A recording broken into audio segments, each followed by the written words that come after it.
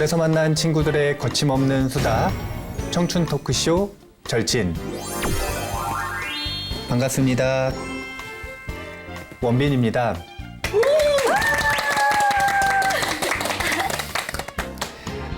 우리 절친들 얼굴 표정이 오랜만에 봐서 그러는지 참 좋은데요.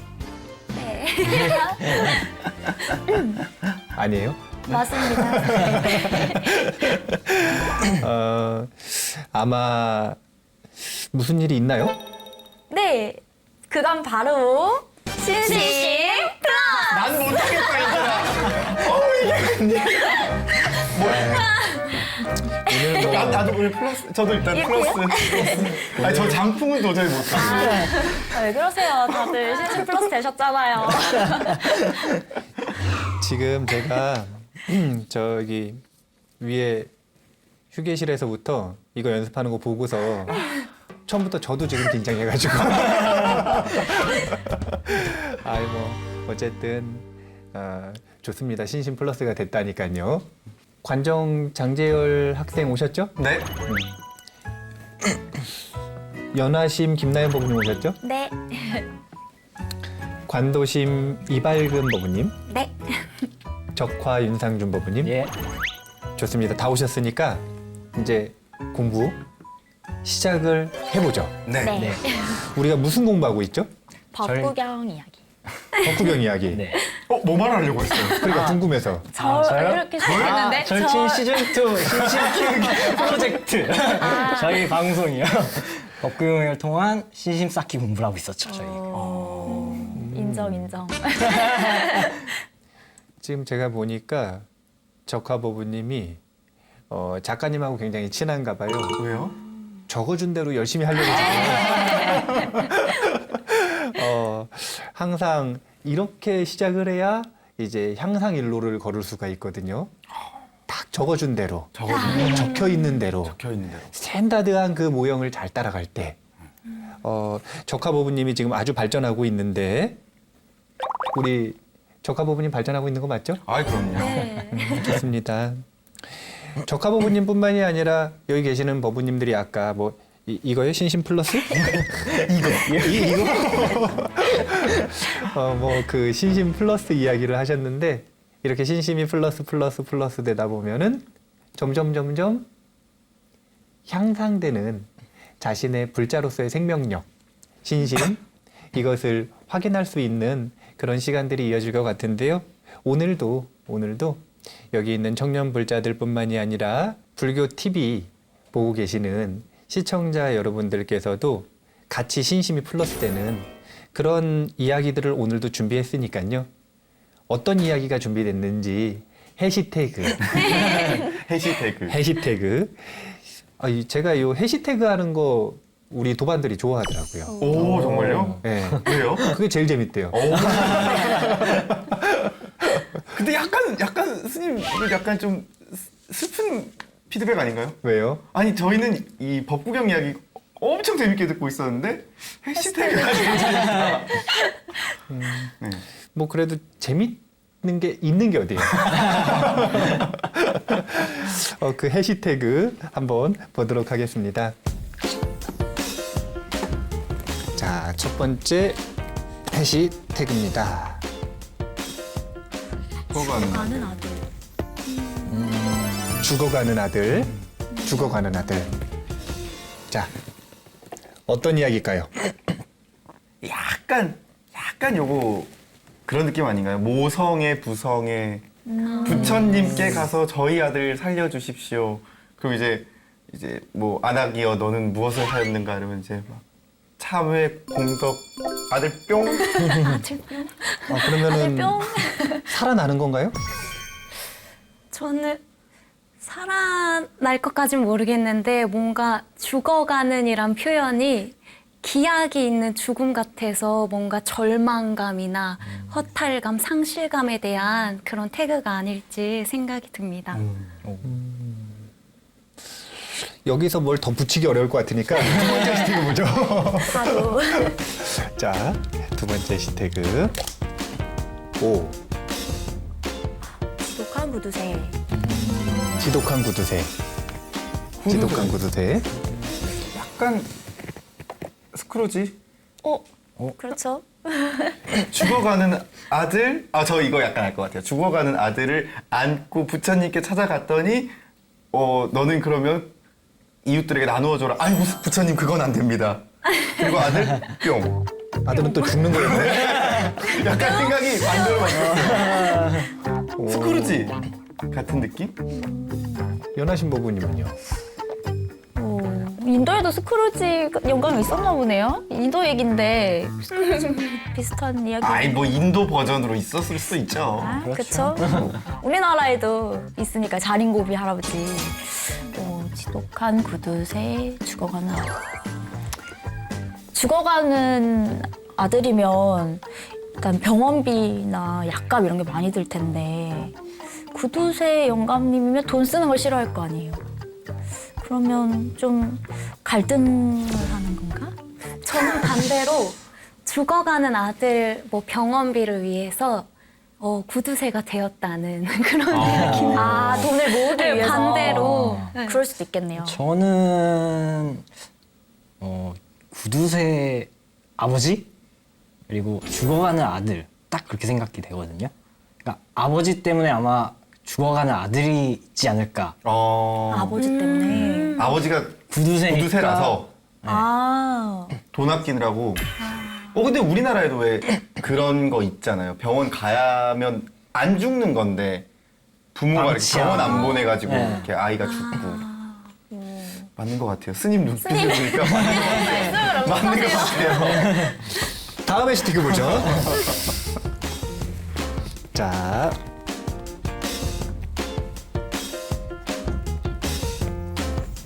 공덕. 공덕. 자, 더. 죽어가는 아들, 지독한 구두쇠, 공덕. 이거네요. 죽어가는 아들이 있어서 지독한 구두쇠인 아버지가 개과천선에서 공덕을 쌓고 아들은 살아나고 해피엔딩. 저는 아들을 죽였다 살렸다 하고 있는데 이번엔 진짜 맞을 것 같아요. 동의하시지 않나요? 네, 그럴 저는 반대로 아들이 공덕이 있지 않았을까? 근데 왜 죽어가요? 근데 이게 죽어가는 아들이 다시 살아나는 거는 아닌 것 같아요. 이게 불교의 이야기잖아요. 근데 이 역으로 거슬르는 이야기는 좀 아니지 않을까요? 아니 그럼 병원이면 받아들이실 거예요? 안 살아난다니까요. 아무리 아니 부처님이 그래도 나타나셔도 다른 아니, 종교 아니. 얘기지만 신심 플러스니까 살아나야 신심이 플러스 되지 않을까요? 아니 무슨 부활을 해요. 아니 그건 절대 아닐 겁니다. 아니야. 이건 들어봐야 될 것 같아요. 스님 말씀해 주세요. 지금 보니까 포인트가 죽냐 안 죽냐 이게 중요한 것 같네요. 뭐 한번 그러면은 오늘의 법구경 이야기를 보도록 하겠습니다. 뭐 미리 좀 내용을 알려드리자면은 사실은 죽어가는 아들 지독한 구두쇠 해서 이 구두쇠 때문에 아들이 죽어가다가 공덕이 이렇게 돼서 죽을까 살까 이런 스토리 구조가 맞기는 맞아요. 오. 그런 스토리 구조가 맞기는 맞아요. 어떻게 죽느냐 사느냐 한번 보도록 하겠습니다. 이 죽어가는 아들 이야기를 먼저 보려면은요 아들의 상황을 봐야 되는데 지금 현재 상황이 여기 보면은 마을이 이렇게 있으면 그 마을에 중앙에 이렇게 공터 같은 데가 있거든요. 숲이 이렇게 조금 우거지진 않은데 이렇게 있고 거기 이렇게 공간이 이렇게 있는데 거기에 아들이죠. 요 청년이라고 하기엔 좀 나이가 적을 수 있겠다. 소년은 너무 어리고 청소년. 네, 청소년이 얼굴이 누렇게 떠가지고 거기 죽어가고 있는데 어떤 아저씨가 여기 집들이 이렇게 있는데 집 담장이 있잖아요. 담장으로 이렇게 그 아들을 보면서 아들이라 그랬네? 그 아들을 보면서 그 아들을 아버지구나. 그 아들을 보면서 울고 있는 거예요. 지금 이게 도대체 무슨 상황인가? 이걸 먼저 봐야 되는데 이 아들 이름이 뭐냐면은요. 맞다 꾼달리예요. 맞. 이름이 어렵네요. 꾼달리. 맞다. 아 맞다. 꾼달리. 맞다 꾼달리. 자, 맞다 꾼달리. 근데 이 맞다 꾼달리 아버지 이름이 아딘나 뿌빠까요. 네? 뭐가 하나도 쉬운 이름이 없어. 아 근데 이게 뜻을 보면은 좀 알 수 있어요. 아딘나 뿌빠까 무슨 뜻이냐면은요. 한 번도 준 적이 없는 자. 그러니까 지독한 구두쇠 맞죠? 그러네요. 네. 그러네. 한 번도 준 적이 없는 자. 근데 무엇을 주지 않았어요? 무엇을 주지 않았는지 아들이 태어날 때의 상황을 보면 알 수 있어요. 요 아딘나 뿌빠까 저도 어려우니까 아버지라고 하죠. 요 구두쇠 아버지가 엄청 구두쇠인데 늦둥이로 진짜 외아들을 귀하게 하나 얻은 거예요. 그러면 아들이 나이 들어가지고 탁 태어났으니까 예쁠까요, 안 예쁠까요? 얼마나 예뻐요. 예쁘겠어요. 선물을 해주고 싶을까요, 안 해주고 싶을까요? 해주고 해주고 싶죠. 싶죠. 근데 아들이 태어나기 전까지 단 한 번도 누구에게도 준 적이 없는 자예요. 그러면 선물을 해주고 싶은 마음이 딱 일어났는데 주기 싫은 아까운 마음도 동시에 있어요, 없어요? 아이고. 아들인데? 아들이잖아요, 스님. 이게 그러니까 어려워지는 거예요. 그전에는 한 번도 안 줬으니까 일관되게 안 주면 되는데 아들이 예쁘고 사랑스러우니까 주고 싶은 마음이 생겨버린 거예요. 근데 뭘 줘본 적이 없어서 고민이 되는 거군요. 그쵸? 오. 내적 갈등하는 거네요. 내적 갈등. 그쵸. 그 내적 갈등이 포인트인데 이 주고 싶은데 아까우니까 어떻게 했냐면 데리고 가가지고 귀금속집을 딱 데리고 가서 태어났으니까 이제 돌쯤 됐겠죠. 그러면 선물을 하나 줘야 되니까 귀금속을 딱 보는데 다른 것들은 귀금속 보석이 너무 많이 들어가는 거예요. 그래서 제일 조금 들어가는 귀걸이를 하나 골랐어요. 제일 싼 보석. 요만한 거. 그쵸? 귀걸이를 하나 딱 골랐어요. 그리고 얼마나 구두쇠인지를 한번 보면 알 수가 있는 게 그 제일 싼 보석을 딱 골라서 어떻게 했냐면 거기다가 이름이라도 하나 새겨주면 세공비가 들어요, 안 들어요? 들어요.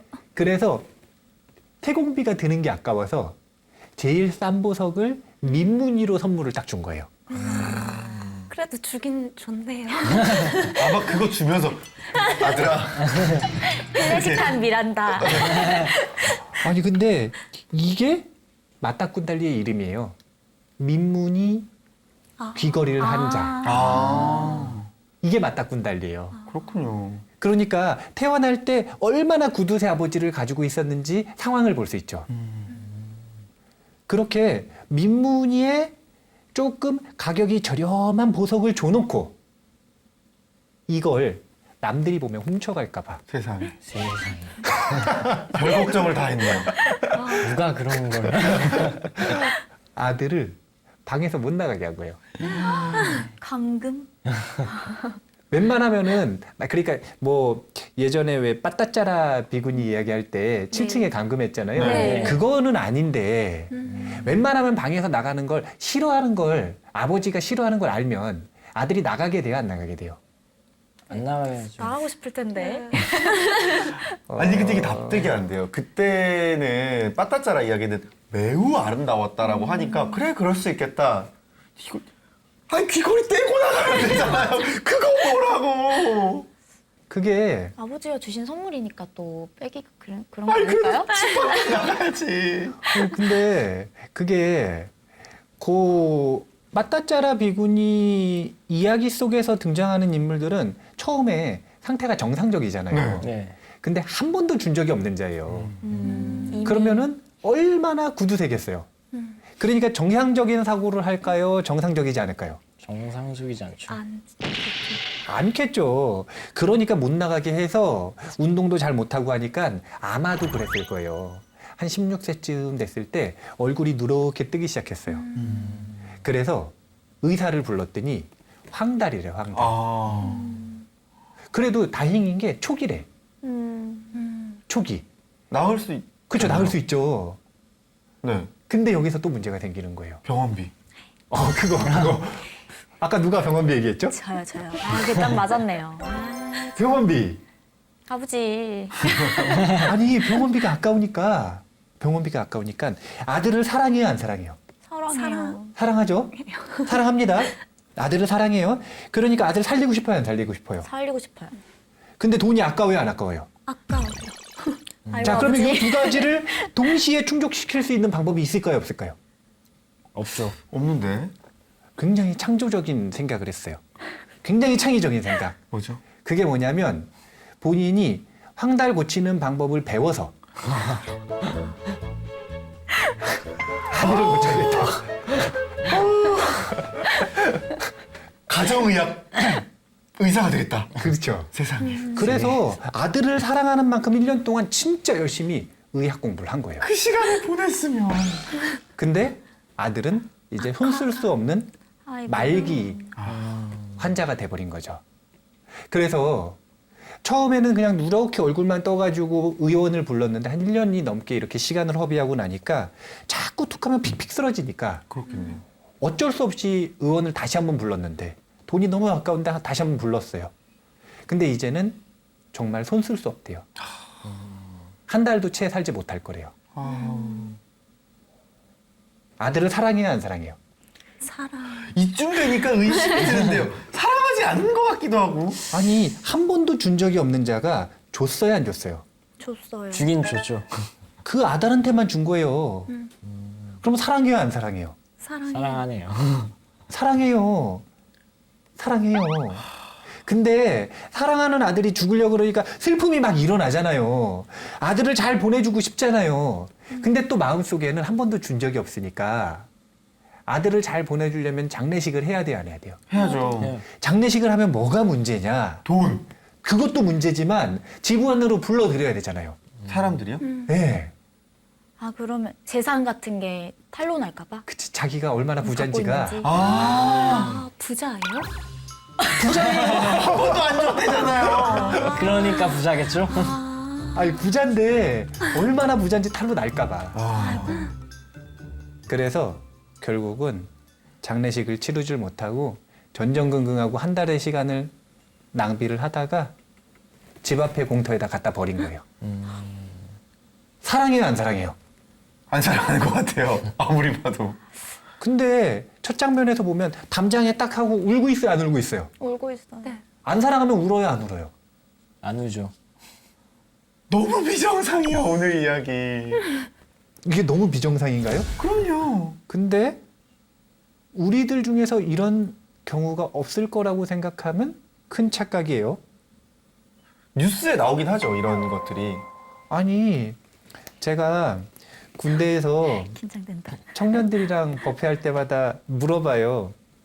이 이야기뿐만이 아니라 다른 어리석은 사람의 이야기를 딱 물어보고서 여기 계시는 청년들, 우리 불자님들은 이런 실수를 안 할 거라고 확신합니까? 그러면 맨 처음에 질문할 때는 한 7, 80%가 되게 큰 목소리로 확신한대요. 근데 이야기가 끝날 때쯤 되면은 절반 이하로 떨어지더라고요. 왜요? 왜 그런지 한번 보죠. 이런 일들이 왜 일어나는지를 보면 알 수가 있어요. 자, 그래서 이 맞닥꾼달리는 지금 버려져 있습니다. 이제 이 맞닥꾼달리가 살아날지 말지 그 뒷이야기를 보기 전에 이거 한번 짚고 넘어가야 돼요. 아버지는 진짜 아들을 사랑하는 건가요? 아 저는 아니다의 한 표. 아니다. 사랑하는 방법을 착각하고 있는 것 같아요. 이게 사랑이겠지. 그러니까 자기는 전에 한 번도 해보지 않은 거를 하고 있으니까 아 요건 사랑이야 라고 착각하고 있는 거 아닐까요? 저는 돈을 더 사랑한다. 어쨌든 그거에 한 표. 그건 맞는 돈을 것 더 같아요. 사랑한다. 저는 반반? 반반? 그러니까 반반? 딱 그 아들도 사랑하고 돈도 사랑하는데 이제 딱 그게 맞물리는 거죠. 그래서 막 이러지도 저러지도 못하는 그런 상황 같은데요. 일단은 요거 한번 짚고 넘어가야 돼요. 뭘 짚고 넘어가야 되냐면은 사람들이 누군가를 사랑한다 그럴 때, 누군가에게 사랑을 베푼다 그럴 때 같은 방식으로 사랑할까요? 다른 방식으로 사랑할까요? 다른 다른 방식. 다른 방식으로 사랑해요. 우리 상식에서 벗어나는 방식으로도 사랑을 합니다. 지금 이 아버지가 아들 가뒀죠, 거의. 네. 네. 거기다가 병 걸렸는데 안 고쳐줬죠. 네. 네. 이거 지금 학대예요, 아니에요? 학대죠. 네. 아동학대. 요즘으로 보면 아동학대 분명하죠. 예전에는 그런 개념은 없었겠죠. 근데 요즘은 그런 개념이 있잖아요. 제가 되게 재밌는 걸, 그러니까 이건 재밌다기보다는 굉장히 흥미로운 현상을 많이 보는데, 가정학대를 하는 아버지들 있죠. 네. 네. 그 아버지들한테 물어보잖아요. 그럼 뭐라고 얘기하냐면 아내와 아들, 딸을 사랑한다. 분명히 사랑한대요. 사랑한데 왜 그렇게 하느냐 그러면 그렇게 해야 본인은 그 사람들이 행복해질 거라고 믿는데요. 말도 안 돼. 자, 사랑하는 거예요, 안 사랑하는 거예요? 뭐 그분들의 말이 거짓이 아니라면 사랑이긴 하죠. 표현이 잘못됐다? 사랑하는 거예요, 안 사랑하는 거예요? 사랑하는 건데 방법이 잘못된 사랑이겠죠. 자기 관점에서는 사랑이 맞는 것 같아요. 좋습니다. 이거 짚고 넘어가야 돼요. 이런 구절이 있어요. 어떤 구절이 있냐면 이 아버지가 지금 요 구두쇠 아버지가 마음이 성숙한 사람이에요, 좀 어리석은 사람이에요? 어리석어요. 막 학대하는 아버지들이 성숙한 사람이에요, 미성숙한 사람이에요? 미성숙한. 성숙하지 못한 사랑은 무엇으로 변할 수밖에 없냐면 폭력으로 변할 수밖에 없습니다. 성숙하지 못한 사랑은 폭력이다. 이거 분명하게 기억을 해야 돼요. 정확히 보여주는 예입니다. 이 아버지가 아들 사랑합니다. 근데 본인은 사랑한다라고 생각하는데 상대방에게는 어때요? 폭력이죠. 폭력이죠. 폭력이죠. 그리고 그 이유는 간단한 거예요. 성숙하지 못하기 때문에 그래요. 조카부부님 결혼할 거예요? 해야죠. 왜? 해야죠. 결혼 말고 더 중요한 거 있잖아요. 해야 될 거. 춤으로 시작하고 가로 끝나는 거. 혹시 두 글자인 그거? 아, 그래요? 아, 그거는 제 만정보부님이 먼저 하시는 거 아닌가요? 난 늦었어. 너라도 먼저 와. 만약에 성숙하지 못할 거면 결혼하지 마세요. 왜냐하면 분명히 성숙하지 못한 사랑은 폭력으로 변하기 때문에. 그래서 결혼을 한다라고 하는 것, 아버지가 된다는 것 되게 중요한 일이기 때문에 그 전에 자기 자신을 성숙하게 하는 방법들을 우리가 좀 배울 필요가 있어요. 그래야 이런 어리석은 행동을 안 합니다. 그렇게 해서 맞다꾼 달린 지금 버려져 있습니다. 눈빛이 공허해요. 허무하죠. 몇 년 살지도 못했는데 아버지한테 받은 건 이거 하나고 귀걸이. 자기 아파 죽겠는데 버려뒀다가 진짜로 그냥 죽을 때 되니까 딱 버려버렸어요. 허무하죠. 네. 허무한 마음을 다 품고 죽을 시간을 기다리고 있는데 이럴 때 보통 누가 나타나시죠? 부처님. 부처님. 제가 이럴 때 부처님이 나타나실 수 있는 이유가 뭐라 그랬죠? 전지전능하셔서. 전지전능. 그 전지전능에 내가 다른 이름으로 알려준 게 뭐가 하나 있었냐면은 대연민산맥. 그게 뭐냐면은요. 아침 저녁으로 하루 2번씩 부처님께서는 세상을 살펴보신단 말이에요. 세상을 싹 살펴보시고 본인의 일체지혜의 그물로서 깨달음의 인연이 무르익은 사람들이 그 그물에 걸리기를 바라면서 세상을 쭉 살펴보십니다. 그 그물에 오늘 맞다꾼달리가 걸린 거죠. 그러니까 사실은 부처님은 하루에 2번씩 항상 리허설을 하시는 거예요. 리허설. 그러니까 경전에서 보이는 그 모습이 완벽한 꼭 연출처럼 보여질 수 있는 게 본인의 지혜, 신통력으로서 리허설을 하기 때문에 그래요. 그 리허설 속에서 부처님께서 맞다꾼달리에 가면 맞다꾼달리가 어떻게 될지에 대해서 이미 알고 계시는 상태에서 역시나 공허한 눈빛의 맞다꾼달리에게 다가갑니다. 평소에 그쪽으로 탁발을 다니시지 않는데 갑자기 이쪽으로 가니까 아난존자는 당황해가지고 지금 쫓아가고 있는 상태죠. 그렇네요. 자, 가고 있습니다. 그러다가 공허한 눈빛을 하고 있는 맞다꾼달리와 부처님께서 눈을 탁 마주쳤어요. 맞다꾼달리의 입장이 지금 굉장히 허무하죠. 네. 네. 맞다꾼달리는 부처님을 본 적이 있을까요, 없을까요? 없어요. 왜요? 방에서 못 집에만 나왔으니까. 있었으니까. 그렇죠. 하지만 소문을 들어보지는 못했을까요? 소문은 들어봤을까요? 소문은 들어봤을 것 같아요. 소문은 들어봤겠죠. 소문은 들어봤겠죠. 평소에 부처님 그래도 이 길이 아니더라도 탁발을 다니시던 마을이라고 하는 거 보니까 부처님에 대한 신심이 깊은 마을이었을 거 아니에요. 네. 그러니까 소문은 들어봤겠죠. 허무한 마음으로 죽음을 준비하고 있는데 저기 수행자가 한 분 오시는 거예요. 근데 그분을 탁 유심히 보고 있는데 그분하고 눈이 탁 마주치는 순간 맞닥군달리가 그런 마음이었다라 그래요. 이 맞닥군달리의 대사 속에서 나오는데 맞닥군달리가 부처님을 탁 보고 부처님이 앞에 딱 오셨을 때 하시는 대화 속의 그 말이 뭐냐면은요. 이런 말을 합니다. 세존이시여, 제가 지금 손가락 하나 까딱할 힘이 없어 부처님께 최상의 예를 올리지는 못하지만 지금 이 순간이 제 삶의 가장 환희로운 순간입니다. 눈빛만으로 제 슬픔을 걷어내주신 부처님께 저는 윤회가 끝날 때까지 귀의하겠습니다. 부처님이 다가오시는데 부처님의 금빛 눈빛을 탁 보는 순간 자신이 가지고 있었던 허무한 마음은 일단 자리를 비킨 거예요. 한순간에. 아니 근데 이게 어려운 일이 아니에요. 어려운 일이 아니에요. 좋아하는 사람하고 같이 있잖아요. 좋아하는 사람 있어요? 아직은 없네요. 한 명도? 네. 아니 여자친구 얘기하는 거 아니잖아요 지금. 딱히 가족. 가족이요? 이거 보시면 어떡하면. 가족이요? 네. 뭐 잘못 고르신 것 같은데 지금. 판정법은님 좋아하는 사람 있죠? 많죠. 그러면은 보면은 굉장히 일상 속에서 치고 힘든 날 있잖아요. 근데 네. 그러다가 좋아하는 사람하고 탁 기분 좋게 마주 앉으면 그 전에 가지고 있었던 기분 나쁜 생각들, 감정들 그게 완전히 뿌리채 뽑히는 건 아니더라도 그 자리를 일단 치우고 그 자리에 기분 좋은 마음이 차나야 않잖아요. 차죠. 특히 그 친구가 계산하면 아, 정말 오 이렇게.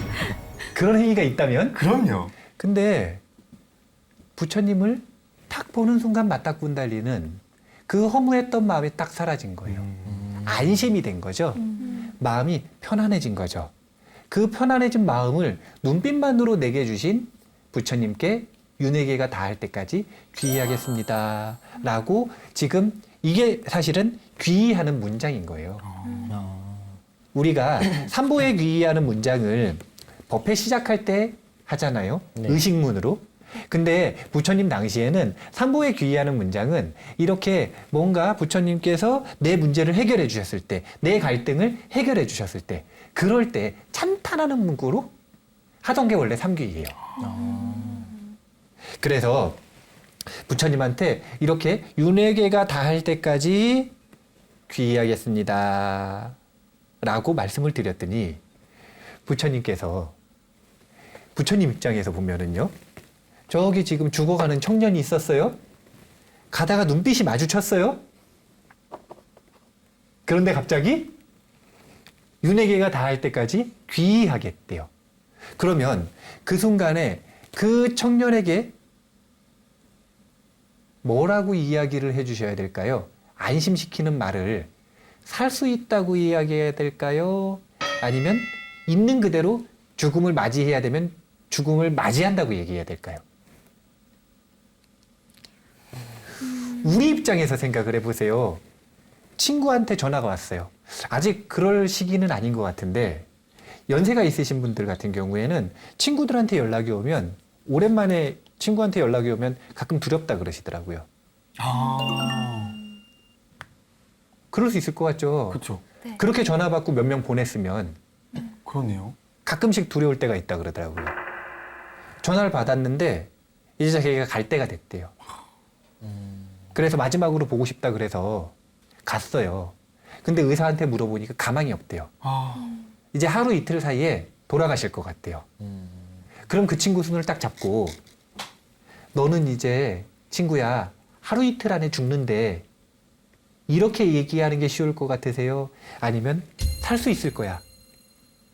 이렇게 얘기하는 게 쉬울 것 같으세요? 아무 말도 못할 것 같아요. 아무 말도 못할 것 같은데 둘 중에 한마디를 해야 돼. 제가 볼 때는 우리 관도신 법부님은 같이 울 것 같은데요. 그죠? 같이 울 것 같아요. 막 눈물 나고. 네.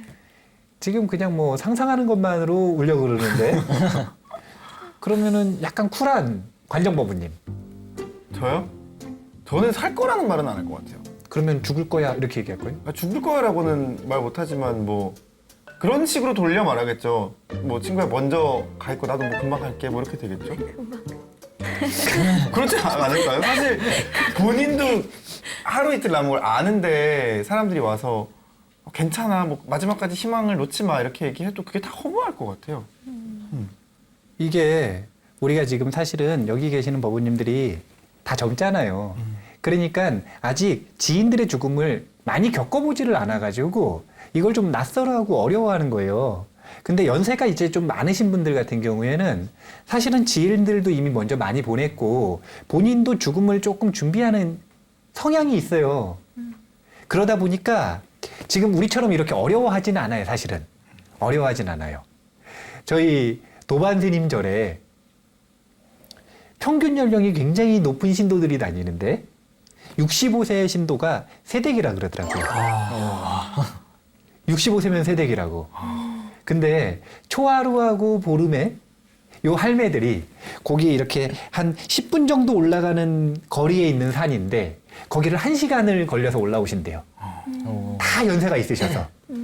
근데 요 스님한테 이 도반이 주지니까 주지 스님한테 초하루 기도가 딱 끝나고 갈 때 85세 할머니가 의미심장한 말을 한마디 하고 가셨대요.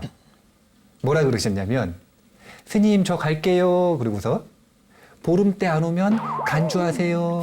아 진짜 그럴 수도 있겠다. 보름 때 안 오면 간주하세요. 이러고 가셨대요. 근데 그 말을 하는 게 그 연세 때는 사실은 지금 우리처럼 그렇게 막막하거나 어색하거나 그런 게 아닐 수 있다는 거예요. 왜냐하면 죽음에 가까워졌다라는 걸 알고 지인들을 많이 보내봤기 때문에.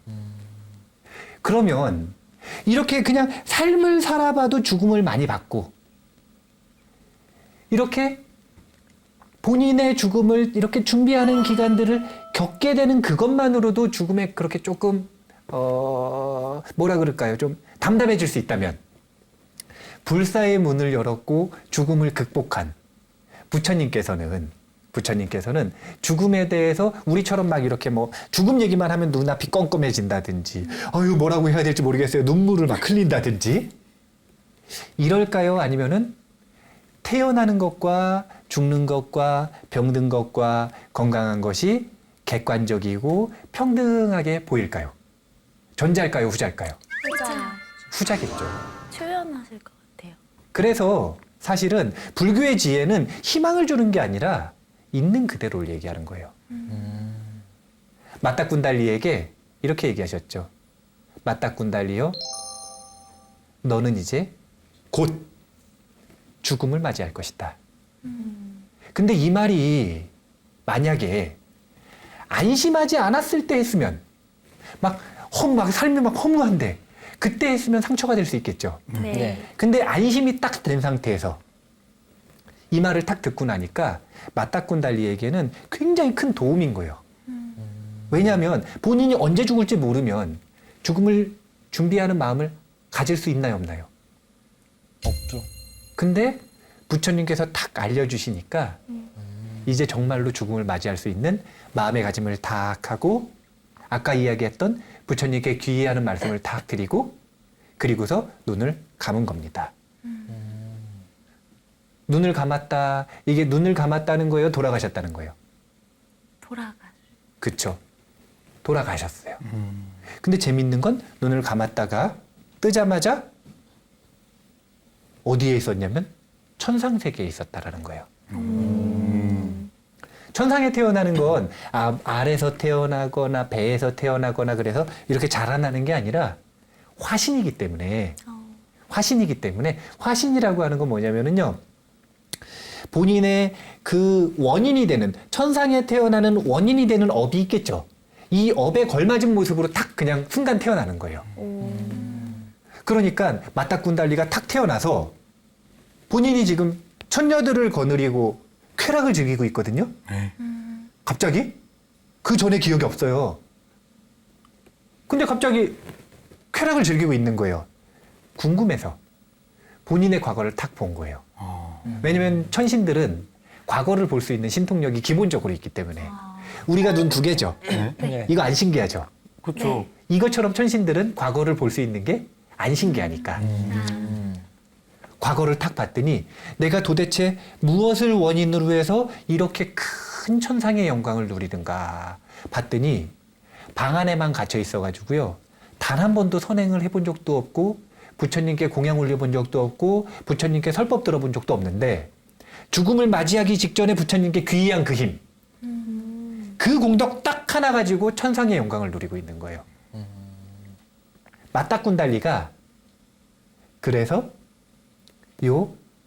이 법구경 이야기뿐만이 아니라 초기 경전 속에서 특이한 인물로 꼽힙니다. 그렇네요. 죽기 직전에 단 한 번 귀의한 그 공덕으로 천상에 태어난 맞닥군달리. 자, 맞닥군달리는 결국 죽은 거예요, 안 죽은 거예요? 죽었으나 죽은 거죠 일단. 새드 엔딩이에요, 해피 엔딩이에요? 해피엔딩. 해피엔딩. 죽었지만 해피엔딩? 자, 이 임색한 아버지 이야기, 귀 한 번으로 천상에 태어난 맞닥군달리 이야기. 자, 이 이야기 속에서 궁금한 거 제가 딱 하나만 받아볼게요. 하나만요? 네. 선착순이에요. 제가 먼저 할게요. 네. 공덕이 없어요, 스님. 네. 키워드 우리 해시태그에는 공덕이라는 단어가 있었는데 이 이야기 속엔 공덕이 없어요. 그러면 오늘 이야기의 주제는 공덕이 없이도 귀하면 다 천상계로 갈 수 있다는 건가요? 귀하는 게 공덕인가요? 그거 아닌가? 아까 공덕이라고 하셨어요. 귀한 공덕으로. 귀한 공덕. 그렇게 말씀하셨는데 조카 부부님. 네. 우리 어린이 법회 학생이 저런 관정 어린이가 네. 이런 질문을 했어요. 뭐라 그랬죠? 선생님 궁금해요. 무서운 학생이네요. 제가 생각하기는 일단 선행도 없고 뭐 나쁜 짓도 없었으니까 악행도 없고 근데 이제 부처님께 마지막에 귀의한다. 딱 한 가지잖아요, 그게. 저는 그게 공덕이라고 생각을 하거든요. 아, 마이너스가 없는 상태에서 네. 하나 플러스가 생겼으니까. 그런 건가? 일단은 마이너스 플러스 이건 모르겠는데 왜냐면 아까 얘기했던 것처럼 그 맞닥군달리가 어떤 마음으로 어떻게 살아갔는지는 정확히 안 나오니까. 근데 여기서 중요한 건 뭐냐면 공덕이 있어요. 그게 뭐냐면 부처님께 귀의한 공덕이죠. 그러니까 법회 참석하실 때 삼보에 귀의하는 말 해요 안 해요, 관정법부님? 하죠. 그럼 공덕이 있는 거예요, 없는 거예요? 엄청 많은데요?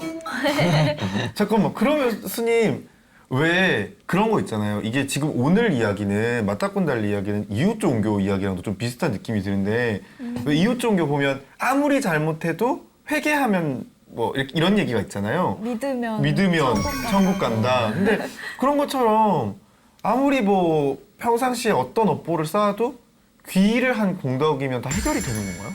다 해결이 되는 게 아니라 해결되기 시작하는 거죠. 근데 여기서 왜 맞닥군달리는 극적인 결과물을 낳게 됐느냐? 거기에는 비밀이 있어요.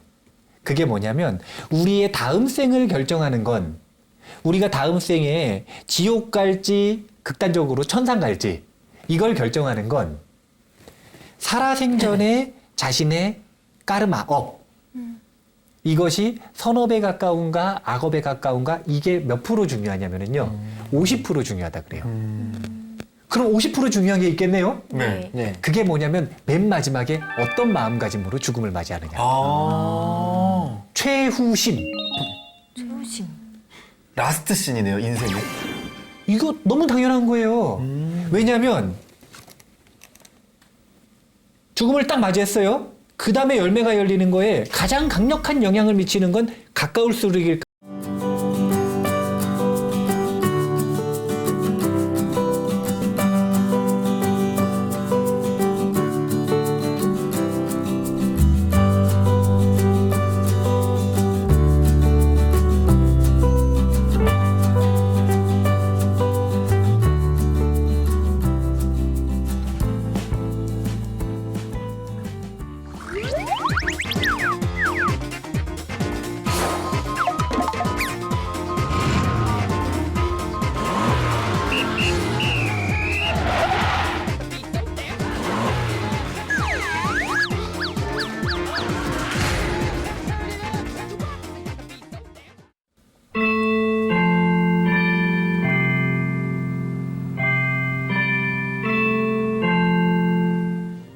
절에서 만난 친구들의 거침없는 수다, 청춘 토크쇼 절친. 반갑습니다. 원빈입니다.